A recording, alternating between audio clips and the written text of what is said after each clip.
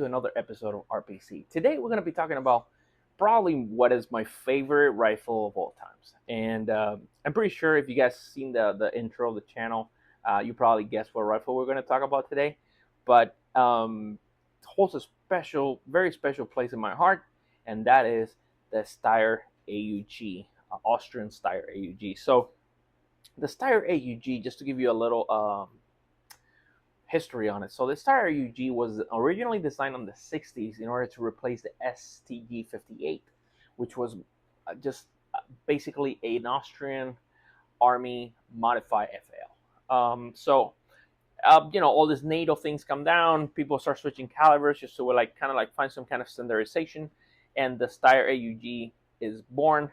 The rifle was started being issued to the Federal Austrian Army back in 1977. So this is not by any means a new rifle, though it looks all kinds of futuristic things. And nowadays there's some multiple bullpup designs out there, such as like the Boar or the SA-58, or you name it. There's many out there now.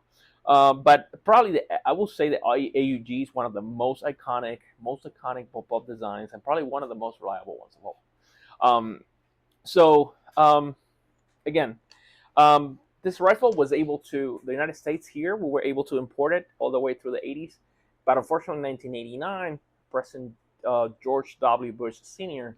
Instates a ban on some of these firearms, and the AUG was included in it. So unfortunately, not later until 2004, 2008, when Steyr is able to kind of wiggle his way through the markets here in the United States and partner with other companies, that they are then able to manufacture not only the rifles themselves, but also parts for them, such as barrels, bolt groups, you name it, right?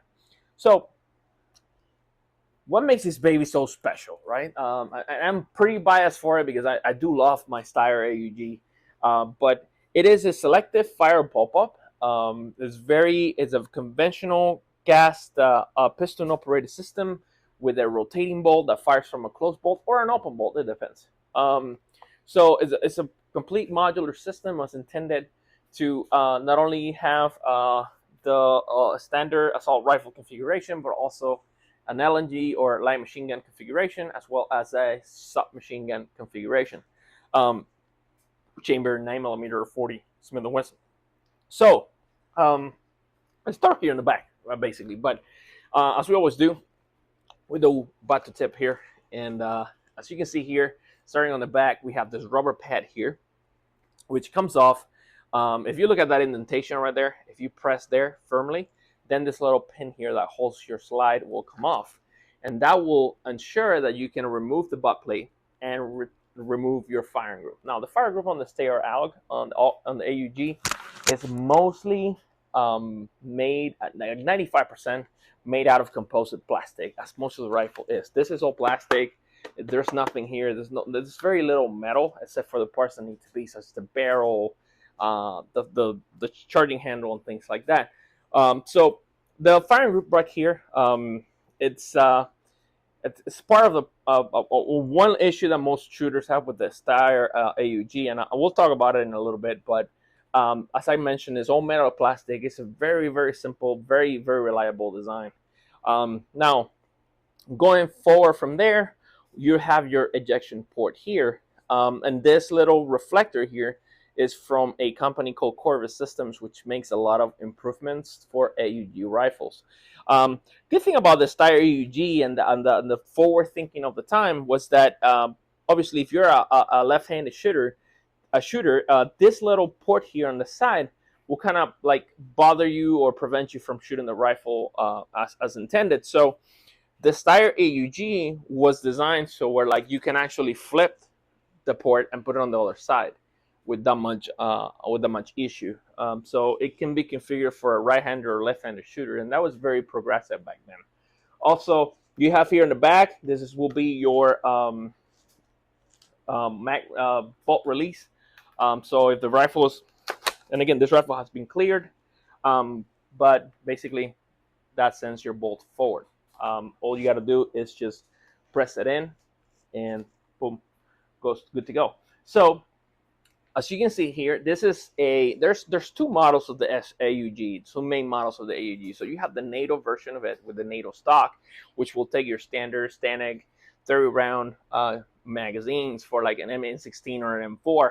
And then this one in particular is a standard original AUG. So it will take an AUG mag, such as this one right here, which doesn't differ much in size from a standard Stanag magazine or a MacBook PMag or anything like that, but it has a few features that makes it different. Now you can still buy a NATO stock and upgrade your standard AUG if you wish, for it to take standard magazines. Now, from there we go into we have the this pin right here, which is basically what you use to disassemble the rifle. So we're not going to go through disassemble today, but just so you know, this is what basically frees the full entire bolt group from the body of the rifle. From there, we go here to the front and we'll find the selector switch. So the selector switch on this rifle, it's very nice ergonomic wise. We have a selector there that can be operated by just press off your index finger there, as you can see. So the rifle's in there and safe.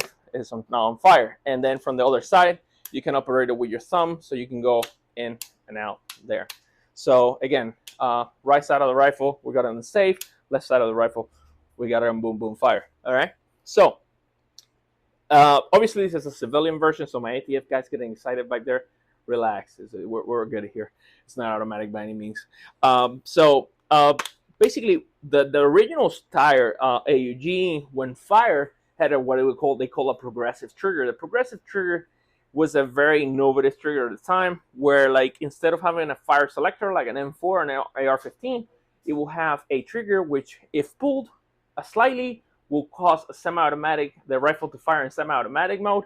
If fully depressed, then the rifle will fire in full auto. Okay. Now, obviously, this is a civilian version, so it doesn't have. There's nothing there really to like hold it. It's just the one single stage pull, boom. Now, what a lot of people complain about the Steyr AUG and bullpups in general is that obviously the connector bar that goes from the trigger back here to your firing group on the back makes the trigger mushy. It has a long travel. It doesn't have a very a crisp break and things like that. There are several methods to improve the feel of your AUG trigger, and I tried at least two of them. So one of them is what they call a trigger timer, and the trigger timer is nothing but a 3D printed piece of plastic that basically goes on the firing group here. You will replace the original firing that particular piece of the standard or issue AUG mechanism with that piece. And what it will do is basically it will make the trigger a little lighter, and it will reduce a lot of the travel. Now, I used to have that in here, but then I found out about a company called Ratworks, and again, not associated with them guys in any way, shape, or form. We're not going to pay for them or anything like that. I'm just telling you, if you own an AUG or if you're planning on owning an AUG, what are the best things for you out there to look at, to consider. So in this case, Ratworks makes a 2020 Sear that's made of aluminum, and it goes in here. It requires slight modification of the original firing group, and let me tell you, it is incredible. It makes this trigger a beauty to fire, and it's, in a way, is a lot better than the trigger timer, in my opinion. The only thing is that, of course, if you own both systems like I do, you cannot have them, or you should not have them both at the same time on the rifle, because it doesn't make it drop safe. Meaning, if I put the safety on and I bump the rifle against something, the rifle may fire an accidental discharge, and definitely is something that we do not like. So I removed the trigger timer and I put the 2020 Sear from Ratworks, and let me tell you, it shoots like a dream. Now, going from there, as you can see, the Steyr AUG has a very peculiar trigger guard going on here in the whole front, and then it has this little like weird looking. A lot of people are not fans of them. I'm not particularly fond of it either, but this grip, this forward grip. So the forward grip, the way it works is that you pull it down and then let it fly up, and it will stay up just like that. And then you can just, from there, you can just pull it down, and it will lock into place. Now, a lot of people don't like it because depending on how you hold the rifle, you may move the rifle to where like the grip folds. So a lot of people, what they do is just make that sure that that mechanism doesn't work as intended. So they put like some tape here or anything, any kind of sort of fix like that, so to prevent the grip from moving. Okay. From here, you go up here to basically what it is, your slide connector or block or whatever you want to call it. So in this case on the AUG, and this came later, but it's not, mind you, this is an AUG A3 M1. So this connector right here, it's good. I have no problems with it.